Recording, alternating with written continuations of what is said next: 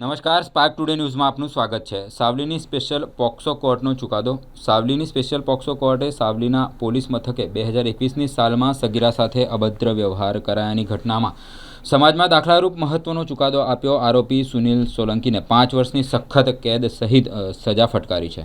વડોદરા જિલ્લાની Savli special POCSO court દ્વારા 2021માં Savli police મથકે નોંધાયેલા બાળા સાથે ગામના જ ઈસમ દ્વારા કરાયેલા અભદ્ર વ્યવહારની ફરિયાદ નોંધાઈ હતી, જેનો કેસ સાવલી પોક્સો કોર્ટમાં ન્યાયાધીશ જે.એ. ઠક્કર સાહેબના કોર્ટમાં કેસ ચાલી જતા સરકારી વકીલ સીજી પટેલની ધારદાર રજૂઆત ગ્રાહ્ય રાખી નામદાર કોર્ટે પોક્સો તેમજ આઈપીસીની વિવિધ કલમો હેઠળ આરોપી સુનિલ ઘનશ્યામભાઈ સોલંકીને 5 વર્ષ સખત કેદની સજા અને ₹50,000નો દંડ ફટકાર્યો હતો।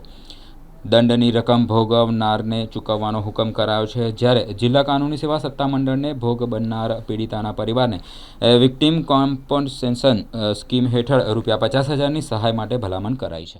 સાવલી પોલીસ સ્ટેશનમાં નોંધાયેલા ગુના રજિસ્ટર નંબર 175/2021 ની ફરિયાદ કામે ભોગ બનનાર સગીરાને તેના ફરિયાદનો આરોપી તેણીને રાત્રિના સમયે મોબાઈલ પર ફોન કરીને ઘરની બહાર બોલાવી તે બાઇક ઉપર ઉપાડી જઈને ગામની સ્કૂલના કમ્પાઉન્ડમાં લઈ જઈ રાત્રિના સમયે અંધકારમાં શારીરિક છેડછાડ કરેલી તે બાબતે ભોગ બનનારે બૂમાબૂમ કરેલી, તેમજ ભોગ બનનારની તપાસમાં તેણી પર ફોન આવતા આરોપી ભોગ બનનારને સ્કૂલ કમ્પાઉન્ડમાં છોડીને જતો રહેલો અને તે અંગેની ફરિયાદ વિશે ગુનો સાવલીના પોક્સો કોર્ટના જજ સાહેબ શ્રી